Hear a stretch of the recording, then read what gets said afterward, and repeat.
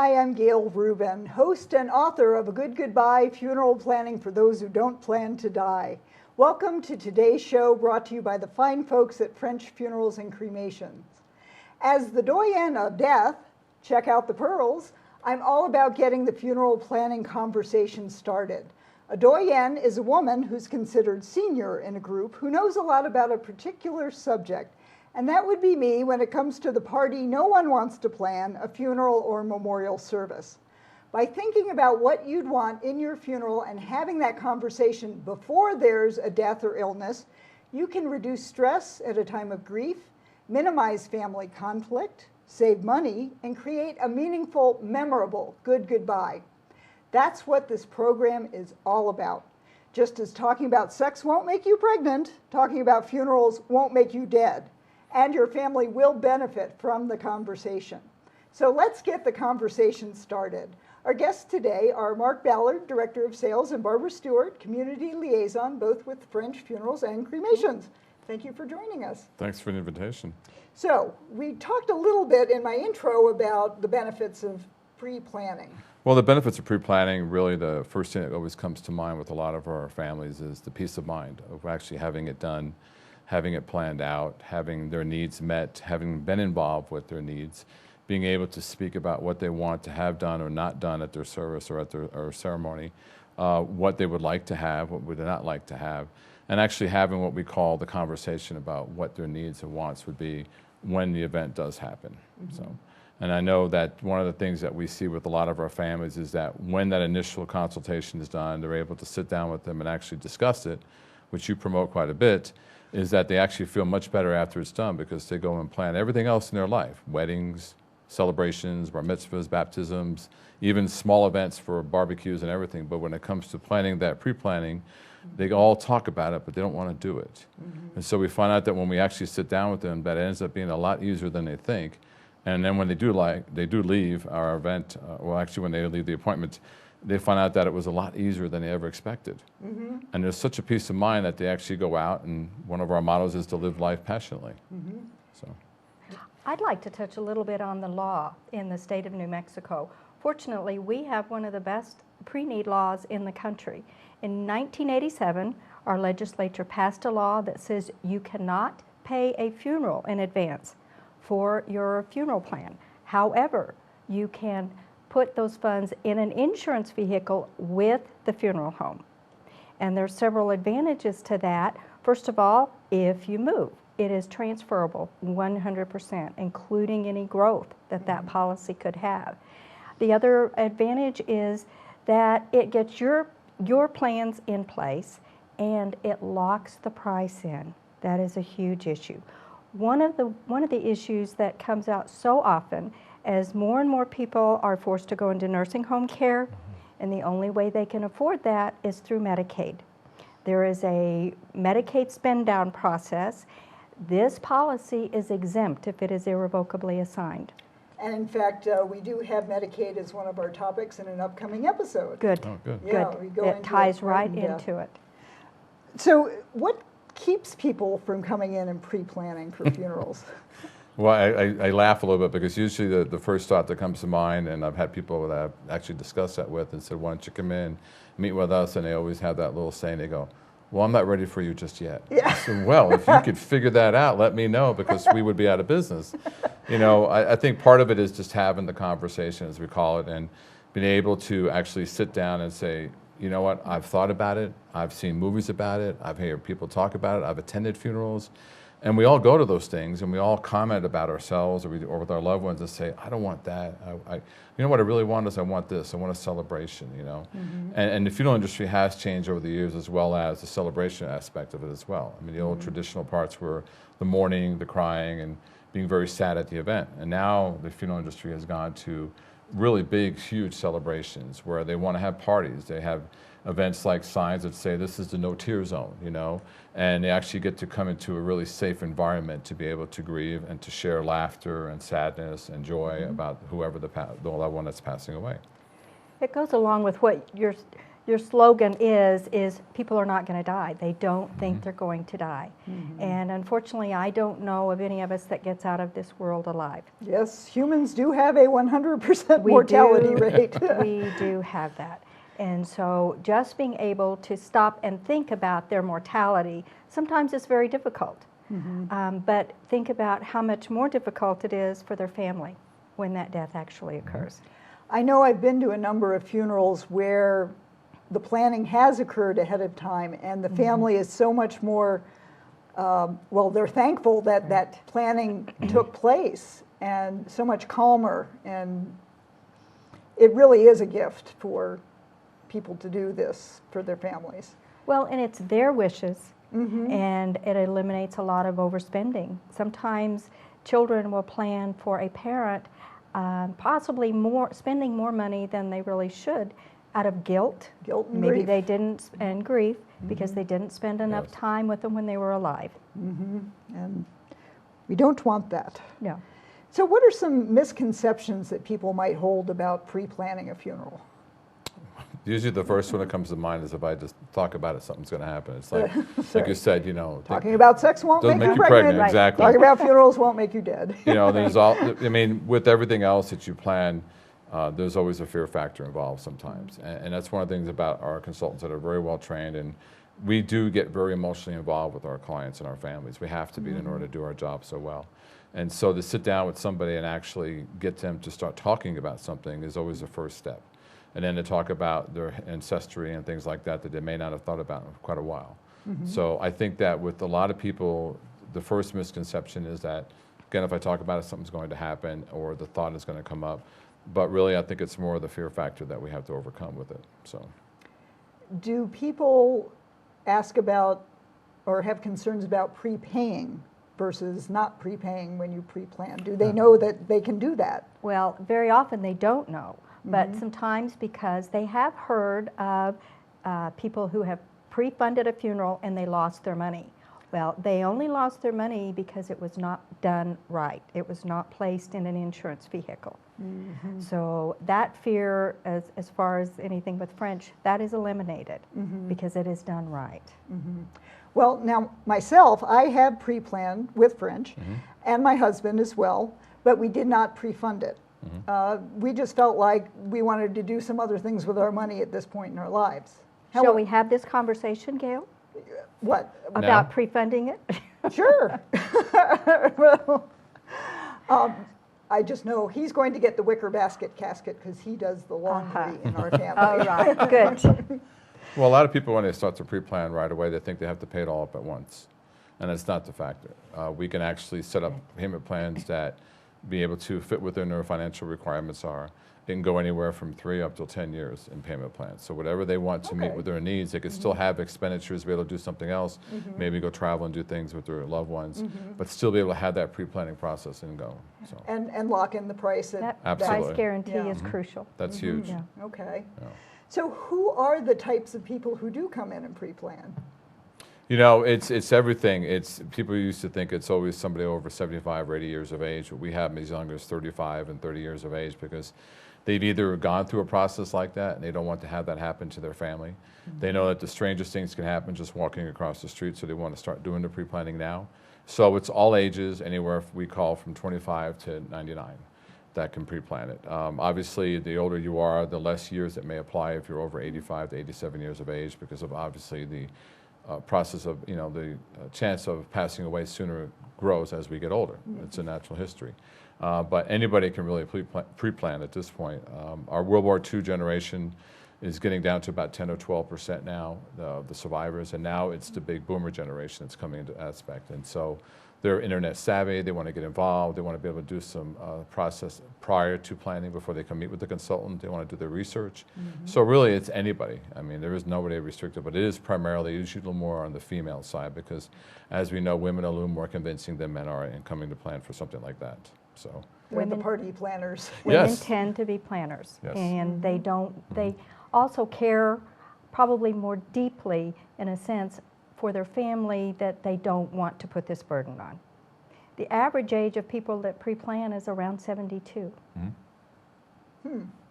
before the major declines start happening with health. That will probably change too, Yeah. as the baby boomers are coming of age. Mm-hmm.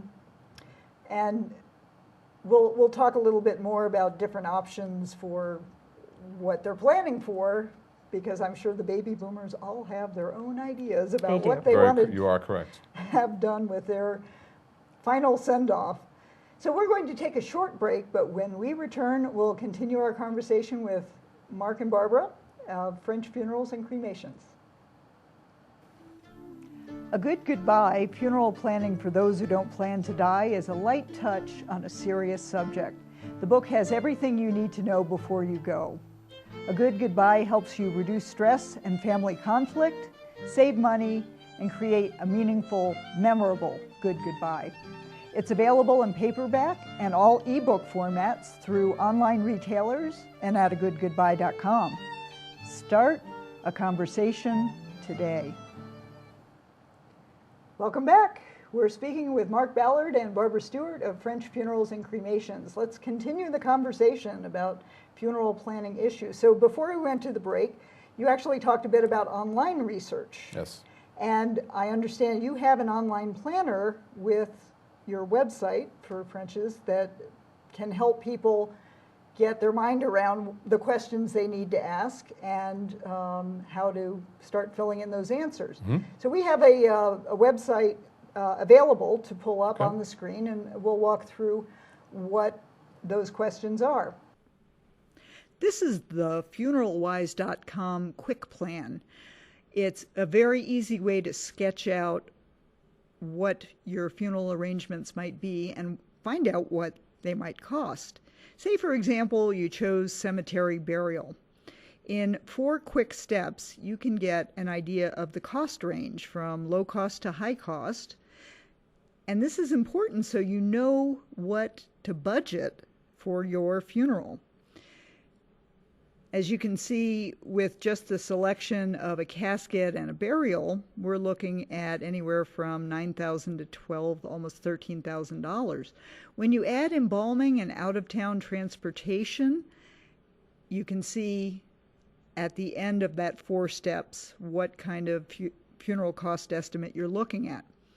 When you save your plan with funeralwise.com, you can get an online repository of your choices that's password protected that you can pass along to your loved ones so they can find out your choices. This is my own plan. For example, I'm choosing a cemetery burial with a plain pine box. And when we view more details in my plan, you can see all of the different arrangements that you can put on file. Not only are we talking about where the burial would take place, the costs for the cemetery, the merchandise, the funeral services, you can also dictate exactly what funeral home you want to use for your services. For example, I've put my plans on file with French Funerals and Cremation, and that contact information is part of my online plan. You can go into more detail about the kind of ceremony that you'd like, what clergy person you'd like to have do it or certified celebrant, pallbearers, readings, music, flowers, memorial tributes, etc. So these are the kind of details we want to put on file so our families know what our preferences would be. And you can also put contact information for all of your family that you would want to get in touch with. So that's the funeralwise.com online planner. Did you want to add something about that, Well, Barbara? the main thing is talk to your family. Yeah. People just don't want to talk to their family about their funeral wishes. And then a death occurs and the children have no idea. And very often we are dealing with blended families anymore. And that can be a very difficult situation when part of the family says we want dad cremated and the other part says no way. Mm-hmm. So it's very important to make sure that your family knows what you want. That's of course, family to be able to conflict. fill in this form and have that in writing makes it so much better. Absolutely. And you know, it's funny, I do talks to the public and have a license to use funny films as part of that. And one of my favorites is 6 Feet Under. Yeah. There's an episode where there was an uncle in the family who was very quiet, and it was a very noisy family. And he has diabetes, and he goes ahead and eats something sugary, and he dies. And then the family is, he wanted to be cremated. No, we wanted to be buried. And, you know, arguments about what to do at the viewing and music and just the whole 9 yards. So it really illustrates the importance of having a conversation. In fact, the funeral director's son, Nate, talks to the guy in the casket saying, I just wish you could tell me what you wanted. And the guy talks back to him. Of course, it's TV, saying, you're asking me what I want? And we tell people to have that. And he says, yeah, it's your funeral. We tell them to have that conversation and not just have it with one sibling, have it with all of them if you can. Exactly. And let the other surviving members know that, hey, look, I did speak to Mary and I told her what I wanted, this is what I want. Relay that to everybody, because when they do come together, we wanted to make it as comforting as possible, considering the situation. But we've had situations where families come in from out of town, aren't aware of what's going on. And there is some really heated discussion sometimes, as you mentioned, like with the 6 Feet Under. You don't know what's going on. You didn't know Dad. You weren't here. You didn't take care of him. Yes, I did. You know, and it just, you know, the more you can talk about it before, the better it is. Well, and any time cremation is a part of that process, it's so important to have as much of that taken care of in advance. And a lot of people don't realize they can sign their own cremation authorization form. In New Mexico. In New Mexico, Not every yes, state that has is correct. but, Not in every yeah. state. So it's worth checking out. It is absolutely worth it. Yeah. And would you have any tips for people to become better prepared besides having the conversation? You know, I think that's the most important thing. I mean, even if you don't pre-plan, which we would like them to do that because it really there's so many benefits of it. At least have it documented, have it, you know, legally notarized and have it done by a lawyer and everything else so that your wishes are met. So at least that part is done. So should your family have to do it the day of the event, they know exactly what your wishes and wants are. And I think, like Barbara said, the more the conversation, the better there is, and have it actually noted on paper.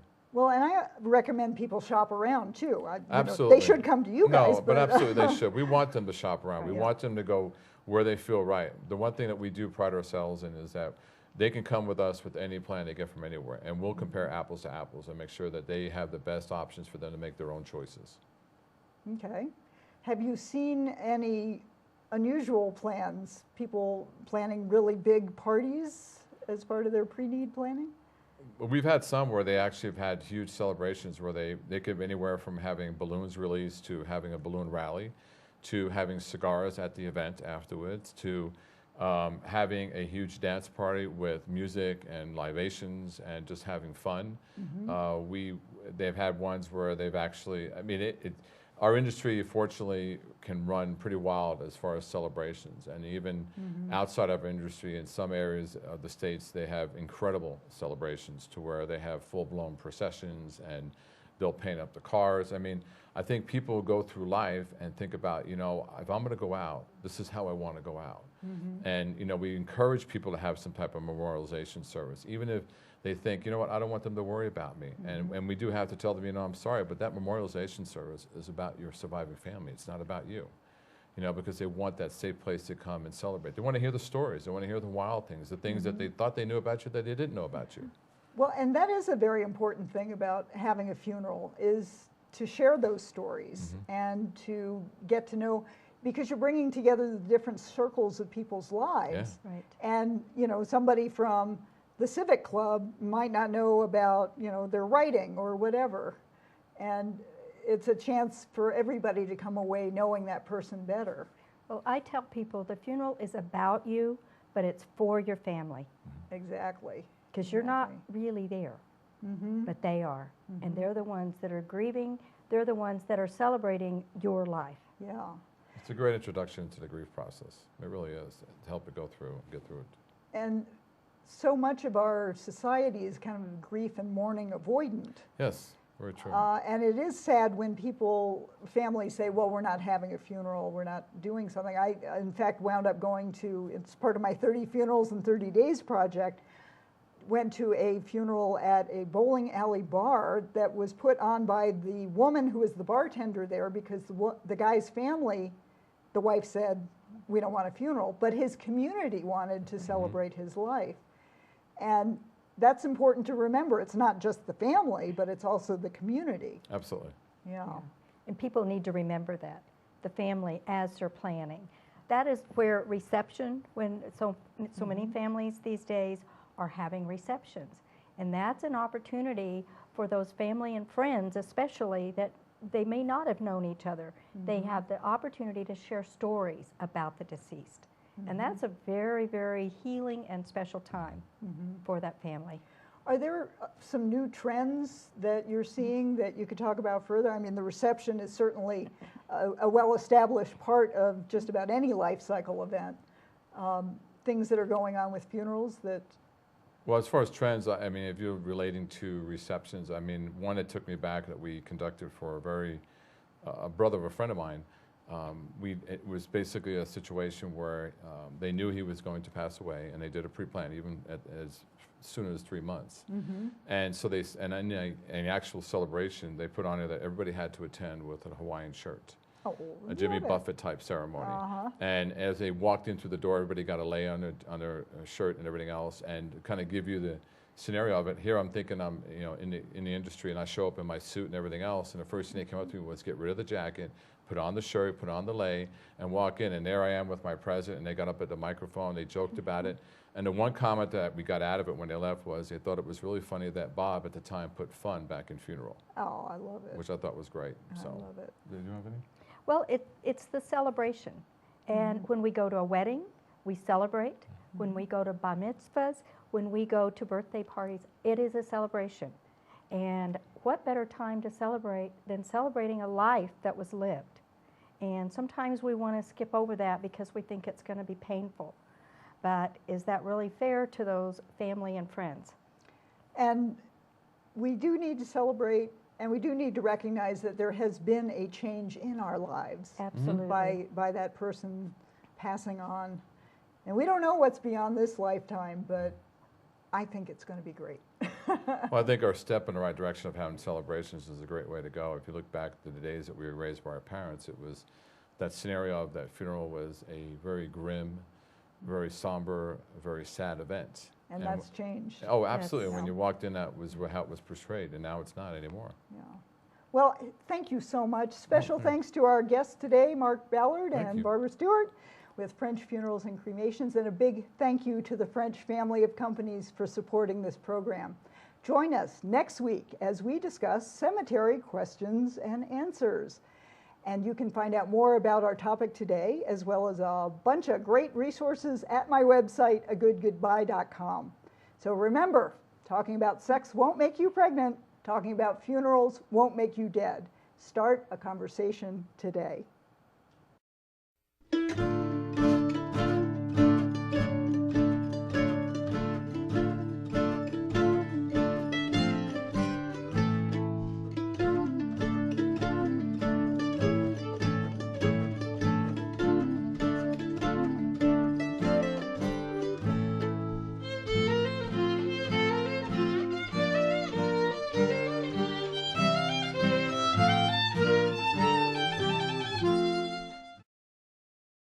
Another holiday, graduation, promotion, anniversary, and of course, the birthdays. When you add all these events together, life can seem like one big celebration. At French Funerals and Cremations, that's exactly what we think life should be, a celebration. Since 1907, the French family has been committed to celebrating life.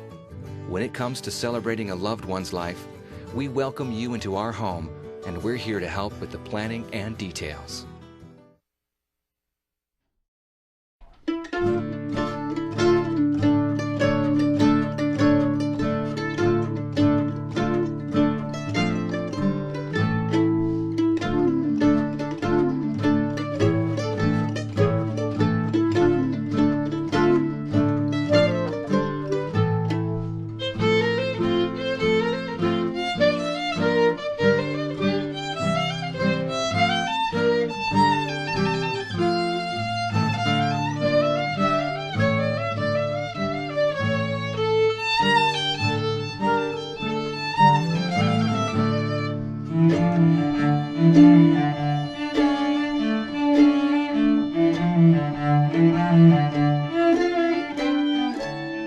Bye.